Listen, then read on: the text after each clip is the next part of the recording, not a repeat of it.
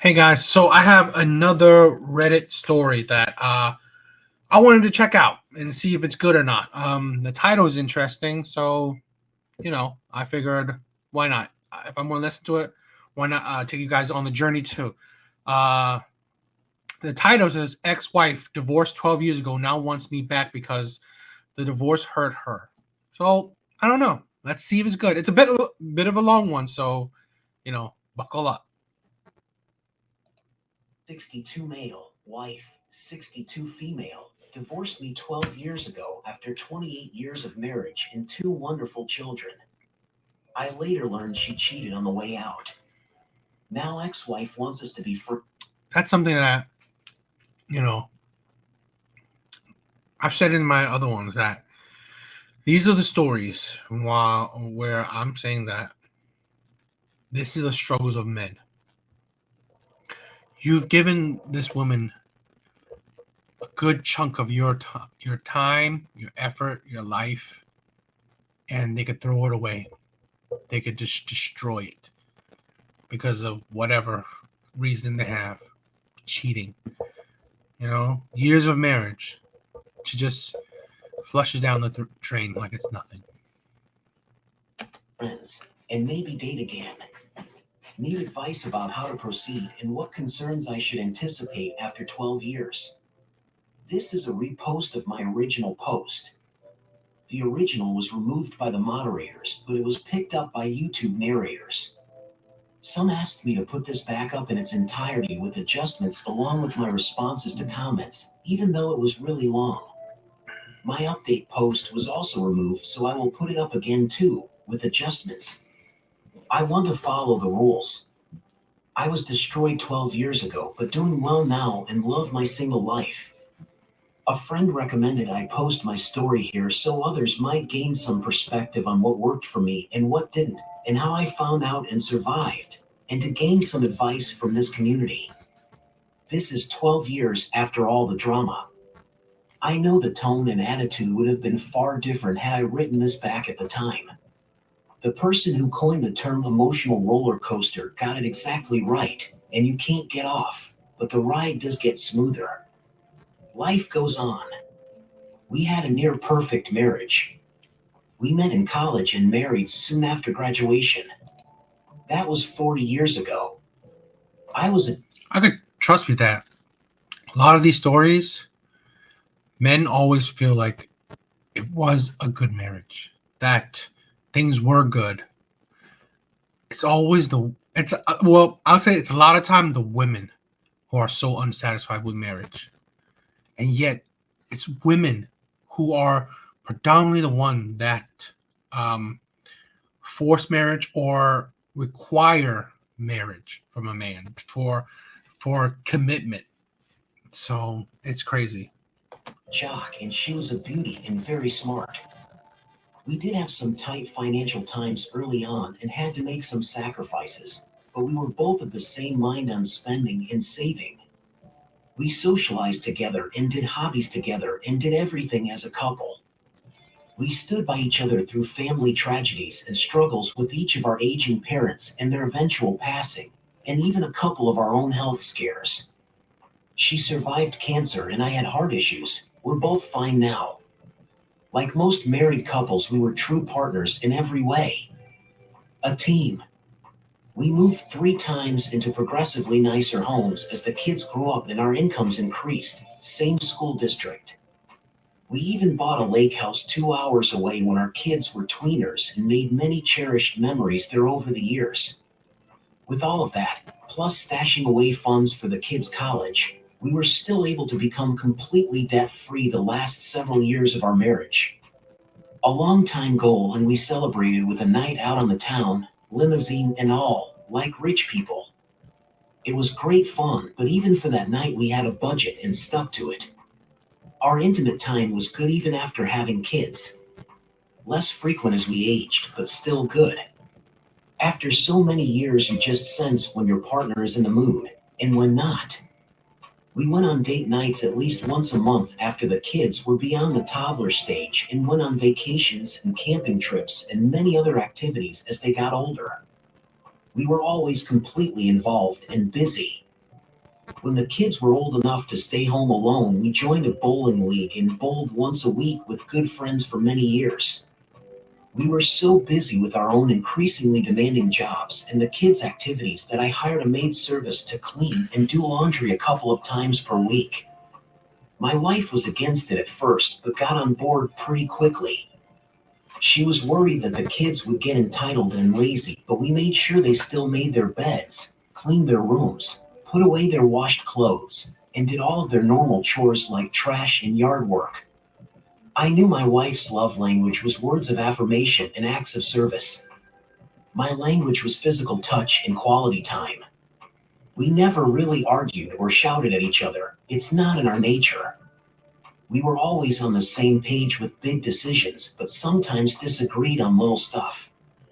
Usually I caved to keep harmony, but when I stood firm, she would give me the silent treatment for a few hours or a day, but that's about it. I know in my heart we were happy, and I know she would have agreed. Our kids are a son and a daughter, 2 years apart. They are the joy of our lives and are both grown and starting their own family. It's funny how you hear these stories that men, I would say these are things where men are deluded and thinking that they were, that they know that their partner were happy. Because end of the day, why would your partner cheat if they were really happy? I don't really believe it because women, they crave a lot more than sometimes what men think. So I don't know. It's just hard for me to. It's hard for you to, for anybody to understand if a woman is truly happy or not.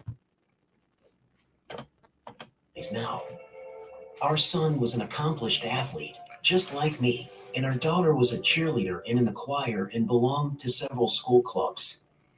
Our kids didn't give us too much trouble since my son's coaches, and I kept him on the straight and narrow for sports, and our daughter has always been well grounded and mature for her age. She was always a daddy's girl, except for a year or so as an early teenager when she detested me. I couldn't do anything right, but she grew out of that stage and we became good again. Funny thing is, towards the end of her high school years, the wife and daughter were sometimes at odds and not speaking. I guess it's a mother daughter thing, but after our daughter moved out and on her own, they became very close and talk or text every day. All this to say, we had a great marriage, great kids, and a fulfilling life for 28 years. That's a long time. We told each other we loved the other and did the I love you more shtick.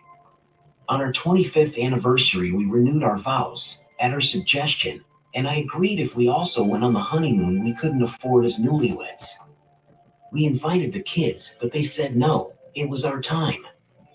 We had it all. She was still attractive, and I told her so, and I was too because she told me so. A little over 12 years ago, after our kids were gone on their own, my wife fell into a mindset of is that all there is, like the Peggy Lee song. I had just turned 50 and she was 49, soon to be 50. I could sense she was a little troubled, and I even walked in on her quietly crying a couple of times. We had some long conversations over the next several weeks, and she said she loved me and our life, but felt like she needed something more. Also, that it was her, not me, and I had done nothing wrong. I was confused and worried. I thought maybe it was just. That's why it seems a lot like, I think that happens to a lot of women where they will, women are just rarely ever fully satisfied with life. Because I gotta say this, right? In this day and age, women are more free than ever to do whatever they want, right? Make as much money as they want, the career, the education, everything. So when you have everything, you're still craving for more, especially with women. I think especially in women that they're so, they need more in life. And I think that's the thing where a lot of times, at least men in the manosphere always say that women crave drama. They crave emotion. They crave excitement. They crave something new in their life. something that pushes them on the edge. So I don't know. It's very daunting and scary to think that if you're with a woman for so many years, that she could get bored of your supposedly perfect life. Empty nest or midlife crisis, or even boredom. I will fix this. I tried everything from reading relationship books, to being more attentive and complimentary, to doing things I knew pleased her. Tried new activities that would add some excitement to her life. I also tried to get home earlier, worked out more, shaved twice a day, and got my hair trimmed every week to always look my best for her. Our intimate time actually increased for a little while as I spiced things up. Trouble was, it wasn't working. In fact, all of my extra efforts and attention ended up having the opposite effect. I could feel she was less interested in me, not more. How could that be? She eventually declared she needed independence and space and wanted us to divorce. I argued for a temporary separation, but she seemed set on the divorce route. I was completely shocked, and so were the kids. Why? What changed? We stopped communicating as much after that. I never asked if she still loved me because I feared the answer. I did ask a few times if there was someone else, and she would say something like, "That's not what this is about." So I assumed the answer was no.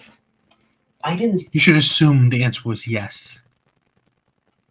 suspect anything because she had always been completely open with her computer and phone and never stayed out late with friends, so I dismissed that thought. Besides, she would never do that. She did have to work late sometimes and traveled to call on her client accounts a little more, but we both had high level positions by then, and I assumed that was expected. I scheduled a coffee with one of her closest girlfriends to ask about my wife's change in attitude, and she seemed surprised too. Menopause? Hormones? Her friend promised to find out and let me know. My marriage was falling apart.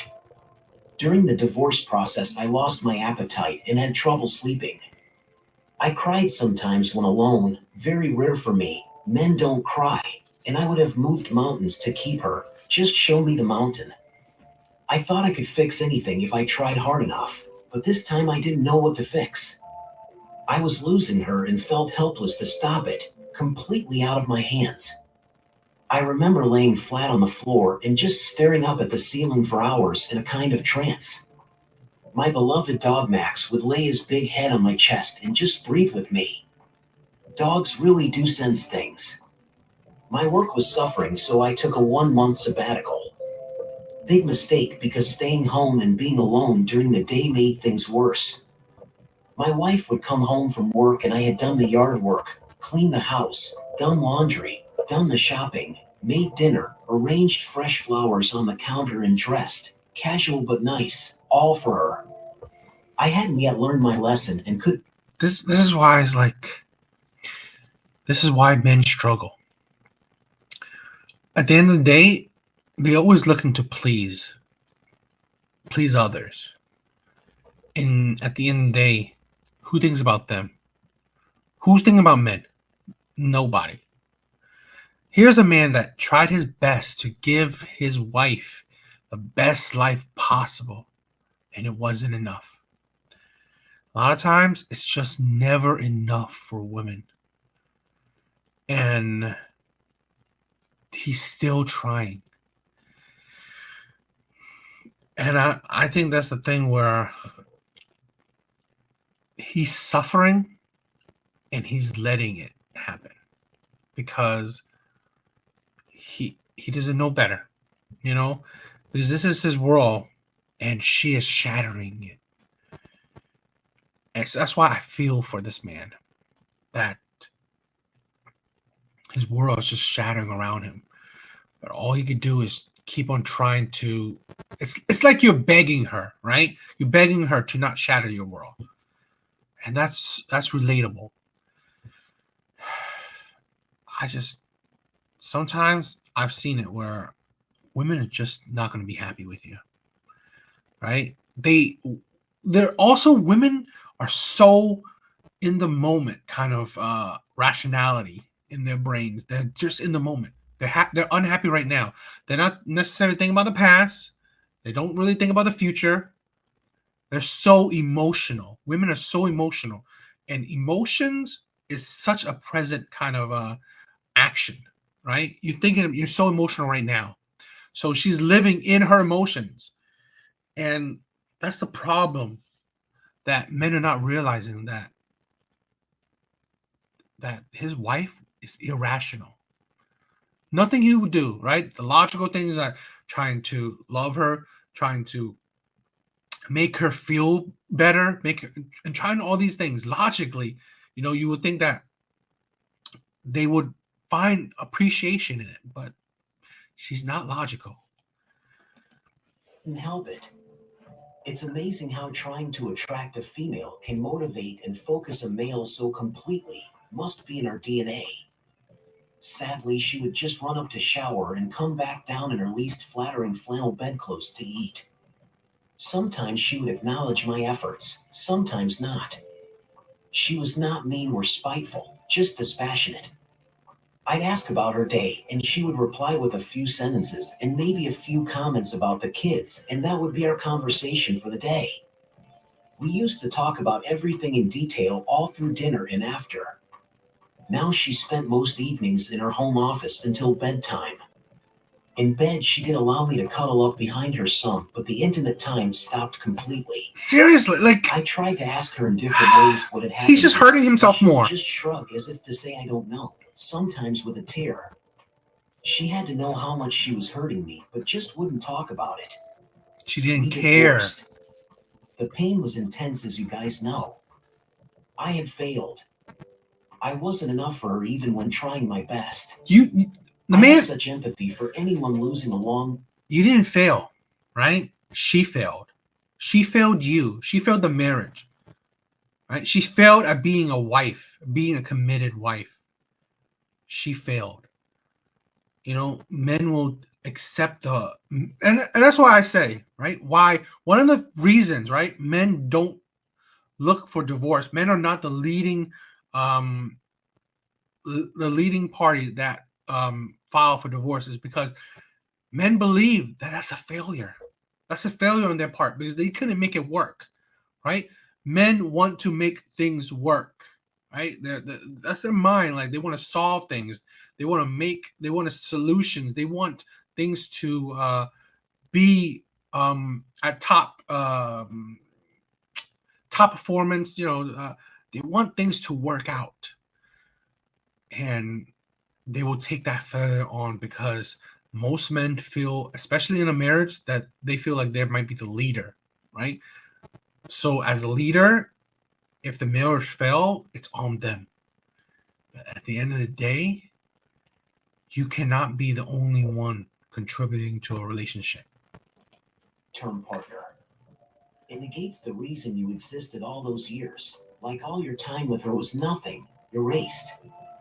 We both stayed amicable during the divorce process, and our lawyer helped us split assets pretty much 50-50, with her agreeing to most decisions in my favor. Money was not an issue. Each of us kept our pensions and ESOP plans and stock options. She did sob a little when we signed the final papers in the lawyer's office. When he officially filed, we quickly sold both the big house and the lake house. She wasn't interested in them anymore, and I was too heartbroken. She had everything without her or the kids. Lake house? She bought a Seriously? nice condo closer to her work, and I helped her find it, and even rented a truck and helped move her in. She took most of the furniture and kitchen I get it, stuff. right? That was her thing. And I took all the He loved her. equipment and electronics But- and grills. That was my thing. I'm the homeowner type and bought a smaller house on a wooded acreage just outside of town where my dog could run outdoors. I love that dog. He comforted me through those bad times, and I still have his ashes on my mantle and frequently thank him with a nod.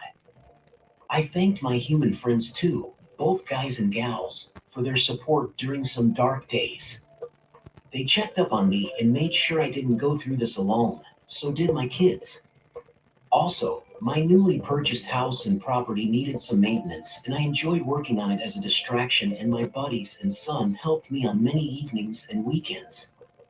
My labor cost was keeping the fridge stocked with beers. Also, the wife of a friend and a female coworker together helped me pick out furniture and decorate and get all the essentials, and I made sure they had bottles of high-end wine. They were all the best. I was able to extend my sabbatical 2 additional months. I still felt empty and hopeless and without purpose and needed to get my head straight. The kids took the divorce pretty hard. We didn't really talk about it much at the time other than them making sure I was okay. They both seemed to put the blame all on their mother. My son refused to help move his mom into her new Which condo. was. It's all her My daughter fault. refused to speak to her for several months and was cold to her for a few years. I think that hurt my ex-wife the most as they had previously And she communicated deserved it. nearly every day. I figured this was natural because it was their mother who wanted the divorce, Yeah. not me, and they could see my pain. For several months after the divorce, the ex and I remained friends of sorts, and we still God. exchanged You texts. shouldn't. I set up her home entertainment and security system. Seriously? And she also invited me over It's- for dinner a couple of times. You're making and we yourself jumped suffer. At each offer, but I was walking on eggshells. What a fool I was after all the pain she caused. 6 months after the divorce, our smart, beautiful daughter was scheduled to marry her longtime fiancé. A good guy with a bright future, and they had our enthusiastic blessing. This had been planned well before the divorce. Our daughter had her bachelorette party in a local hotel conference room so everyone could get rooms and relax at the party without driving home.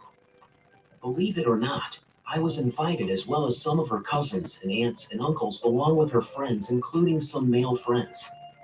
How many dads get invited to their daughter's bachelorette party? It was great and everyone had a ball. There was a DJ and dancing and some jokes, but nothing weird like male strippers or anything like that. Our daughter didn't invite her mother, which really upset her, big time.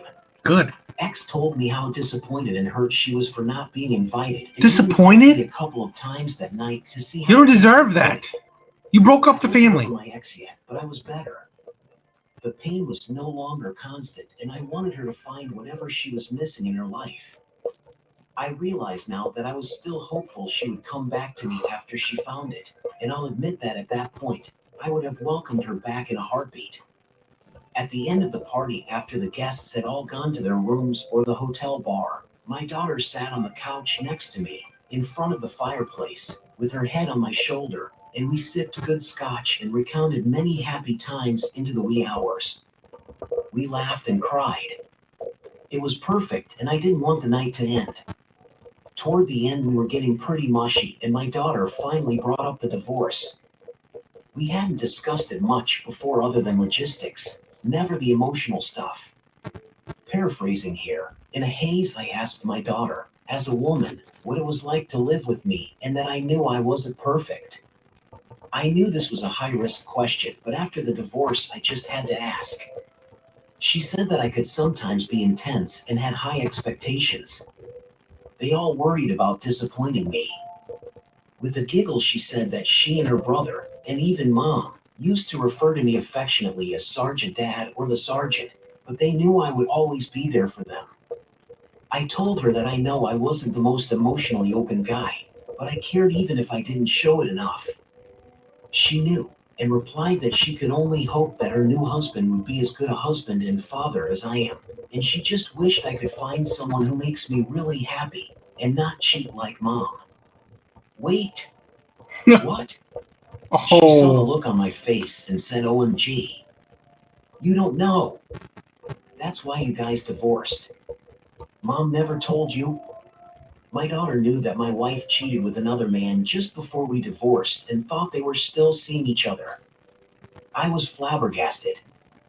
I asked her why she didn't tell me before, and she said that she assumed I already knew more than she did, and that's why I had divorced mom. Everyone did. In tears, she told me it was a really bad time, and she purposely avoided the whole subject with me other than making sure I was okay. I told her that I didn't divorce her mom. Her mom divorced me. I hugged her and thanked her for being with me, and that she would always be my little girl. I asked her when and how long, and she didn't know for sure, but assumed it started a month or so before her mom and I first discussed divorce. I asked if her brother knew, and she said yes. They talked about it a lot. In fact, he's the one who did social media research and suspected there might be someone else. Kids are so perceptive. That's why my kids were so cold to their mother and so sympathetic to me. My perception of my ex wife changed forever that night. I had been as friendly as I could all through the divorce process and after, but now I didn't know how to act. My mind was racing, and I didn't sleep much that night. I never suspected anything, but thinking back, she had been getting her hair and nails done more often, and shaving her legs and things more, and buying nicer clothes, and taking longer picking out And just none the of it right was outfits for in him. mornings, and spending more time on my makeup. She didn't wear much makeup. At the time, I just assumed it was her trying to keep up with the younger women. This is when men ignore red flags. Also, she was working longer hours and the occasional Saturday and sometimes traveled to visit clients. But she had many responsibilities at work, and I just figured that was necessary. You remembered, right? Before, he was giving excuses that no, she would not cheat on him. She did all these. He repeating the same thing, right? But the things what he said before was, oh no, she just did these things, but she still wouldn't have cheated. He knew that it's exactly the same thing. Her going on trips, her whatever. He said before, but even she go on trips, there's nothing special. No, she's been cheating. This is why men because he didn't control his emotions. He wasn't thinking logically. When it came to her, he wasn't thinking logically because he was being foolish. He was being emotional. He was in love. In love, right? That's an emotion. He was in love. So he didn't think clearly. Wow, here's a woman that, you know what? She's going on trips. You know, she's dressing nice, nicer for whatever reason, but not for me. Because remember, he said that she would dress like a big gown, a nightgown, not flattering, right? When for him, but she would dress nice, do all these things that for her appearance when she goes out and go these trips and stuff like that. Truth was, she wasn't looking for something more in her life. She had already found it, and it was another man. As horrible as her rejection was, this betrayal was much worse. My world fell apart again. The next morning, my daughter brought her laptop to the lobby and showed me the OM's FB page and other sites. Turns out this guy is an executive for a client of my ex's company, one of her larger accounts. My daughter admitted that he's not bad looking, but not nearly as good as your dad. Mom traded down. But he's an executive. I believe he's richer, right? That's the thing where it may not clearly show, but women always want men that are better than them. It kind of shows like this. He was with her for 24 years. Okay, grew with her, built with her. So at the end of the day, he was still equal to her, right? In social standing. And now here is she's dealing with a man that's of higher standing, an executive of something, right? Obviously makes more money. So it's the glitz and glamour that, okay, wow, this man is of higher value. So he's attractive. Women are such opportunistic species. They're such an opportunistic gender. Women always look for better. Always look for the grass is greener. Hard to hear talk like that from your daughter. He was a widower with a grown daughter himself. There were no pictures that showed my ex, and her name wasn't specifically mentioned, but his postings implied that he was infatuated with a recent divorcee that sounded just like my ex-wife. He knew her likes and dislikes and wished her a happy 50th birthday on my ex-wife's B-Day. My daughter said that mom had deleted her own Facebook and Instagram accounts sometime during the divorce, so nothing to see from her side anymore. I immediately ignored, ghosted my ex-wife. No response to texts and didn't answer calls or emails, even from her friends. The wife's best friend that promised to find out more never did get back to me, so she either already knew at the time or later and was protecting ex's secret. My ex and I both attended our daughter's wedding the next weekend. During the week, I had gone from shock and numb to anger. Also, my daughter announced there would be no rehearsal or rehearsal dinner, nor would there be a receiving line after the ceremony. I think she did this for me. In any case, the wedding was my first contact with the ex after learning the truth. Due to all the increased stress and workouts, I had lost over 20 pounds and knew I looked good in my tailored tux as I proudly walked my daughter down the aisle. After I gave the bride away and turned to sit next to my ex in our reserved seats up front, I saw she looked absolutely stunning in a tight black dress and heels, and her hair all put up, red lipstick and dark hose, everything she knew I liked, but I didn't say a word to her.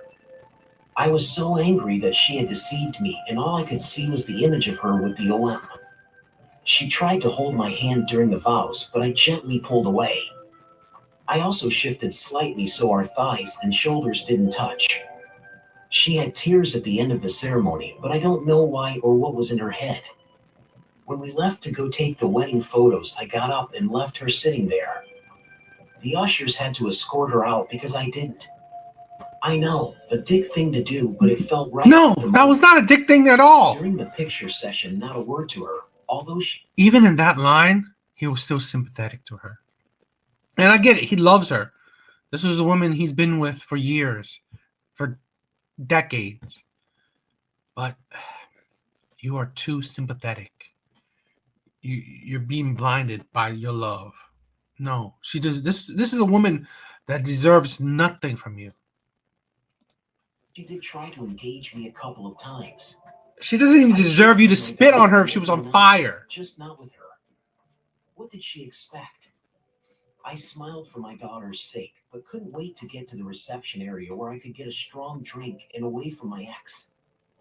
Fortunately, my daughter had prearranged the seating, and I was assigned next to her, but she had my ex seated a few chairs down. Another blow to her. Apparently, the ex didn't know that I knew about the OM, otherwise, how could she expect to still be friends? My respect and trust and desire for my ex was gone, ruined, no matter how beautiful she was.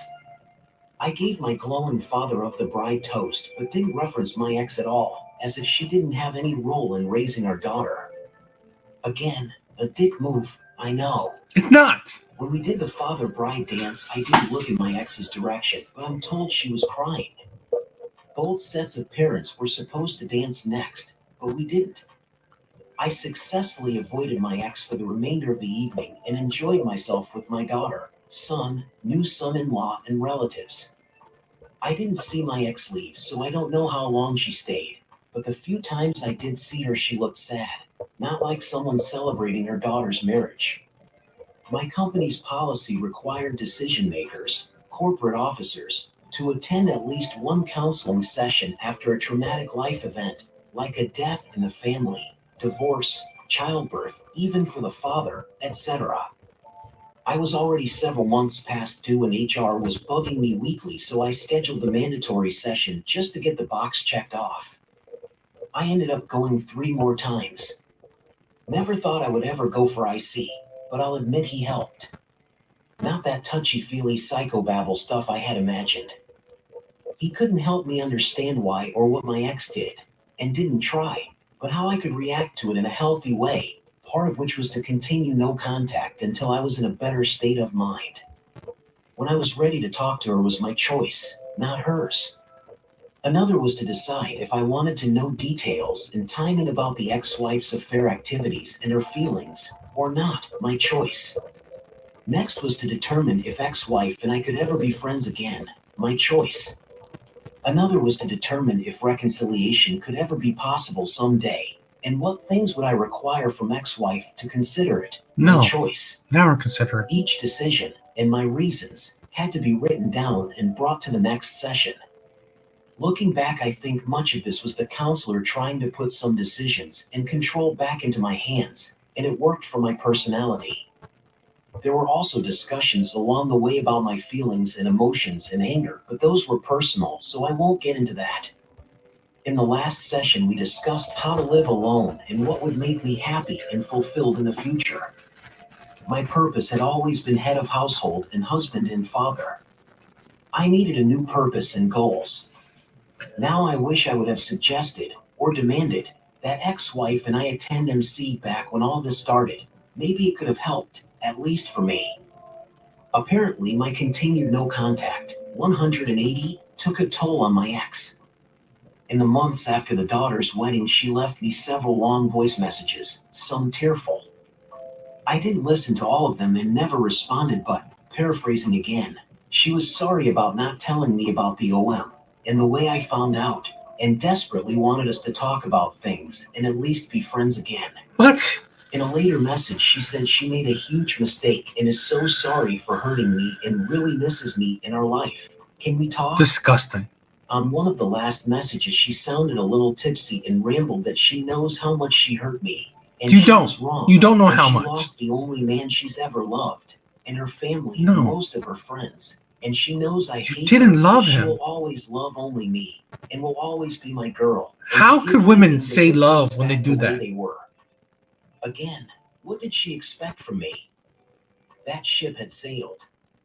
I didn't want to talk about things or care to know about the OM or any details. Knowing that she'd choose him and threw me away after 28 years when I was suffering and trying so hard was enough. That was 12 years ago. It doesn't hurt anymore. Like my counselor predicted, I had to learn how to live alone and redefine my purpose. Our friends who knew about the OM are no longer my friends. I made my house into my dream palace. Added a third bay on the garage for my new Harley Softail with deuce seat and an ATV. Wow. I rode before I met her, but my ex never let me even consider a motorcycle after our first child. I put all the newest conveniences in my kitchen and living spaces, Good he's living a and life. turned the basement into my man cave with a killer sound system, multi-screen video facilities, wet bar, and a quality gym. After a long day, I go down there and work out, interval training, then sit in my recliner in the dark with my sound system turned up high playing classical music, or old rock and chill out. Ex always frowned on me playing my music loud. Also, my house is now the place where all the guys come on game days, NFL. We watch several games simultaneously, like in a sports bar. I also set up a playroom with a TV. Amazing, a small man furniture still and finding animals purpose painted on the after walls, being and a toolbox destroyed. full of toys for my little grandkids. Love those grandkids, and my son and daughter bring them to visit regularly. We had a pumpkin carving party here just last week, and it was loads of fun. I'm thinking of getting another dog to play with the grandkids and me. I installed a remote wood burning furnace with heat exchanger and heat my home mostly from my own timber now. Works great and helps keep me off the couch and active in the colder months. I became obsessed with cooking and recipes and learned which dishes were quickest, easiest, and made the best leftovers. I came to enjoy cooking and eventually branched out into more complex meals for my lady friends. They love it, and I enjoy doing it for them. I also love single life from the romance side.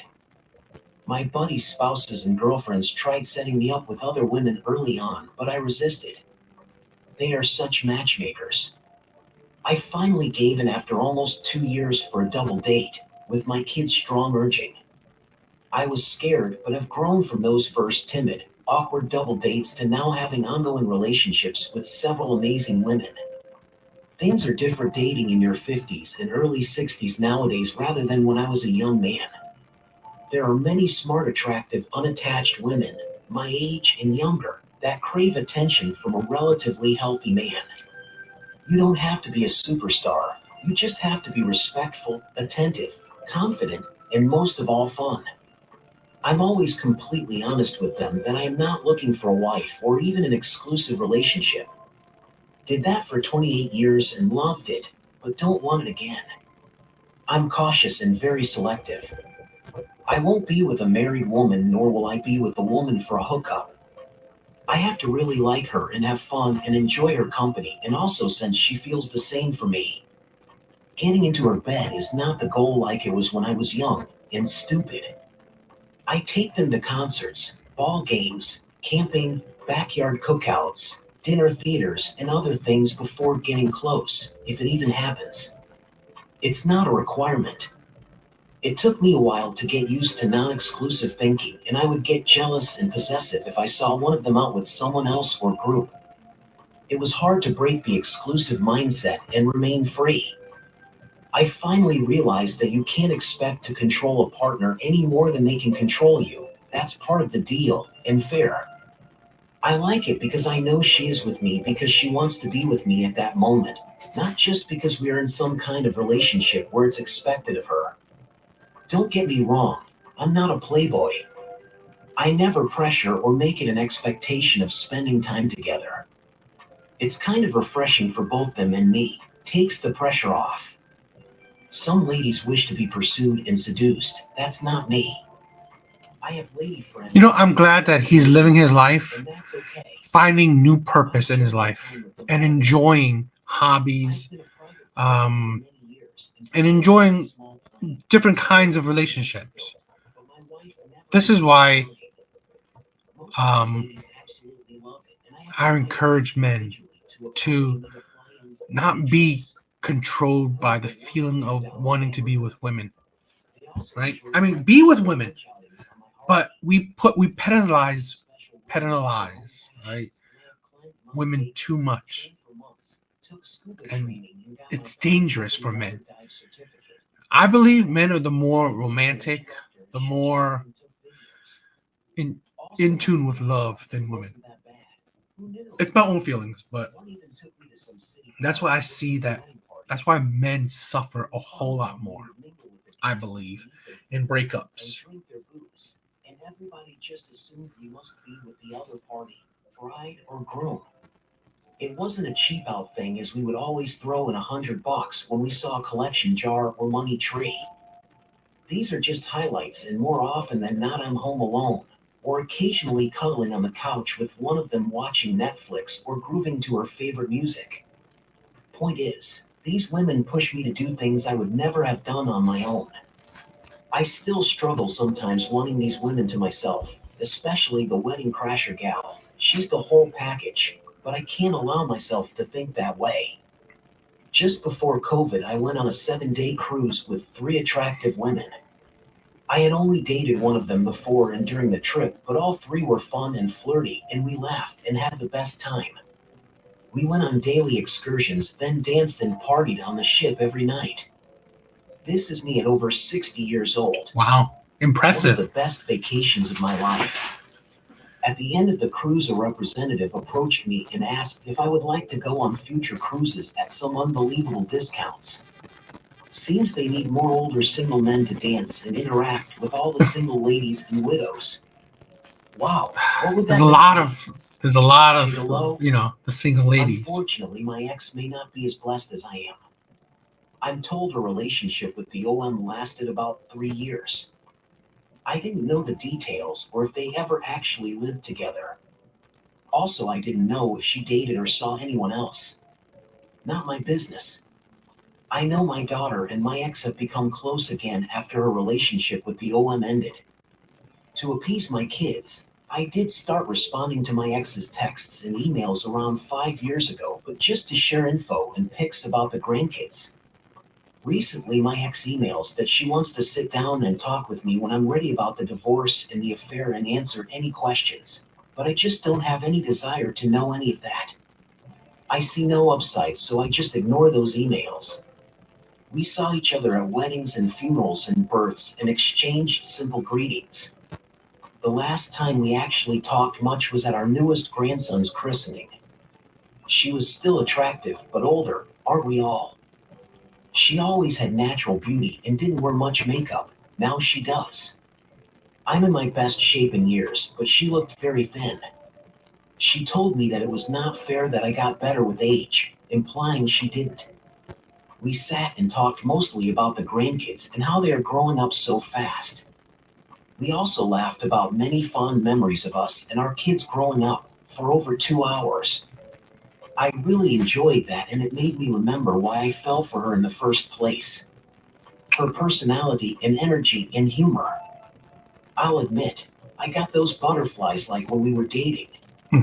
She always continued to send me birthday and anniversary and Christmas and Valentine's cards and the occasional fruit basket, and sometimes sends me tickets to some cool events because her career is organizing events at large and medium venues. I don't know how she knows so much about my life, but she seems to. My kids don't know much about my social life. That's private. I don't use social media, never have, so my private life is not out there for all to see. I have never introduced any of my lady friends to my kids, but they do sometimes see pictures of our activities together.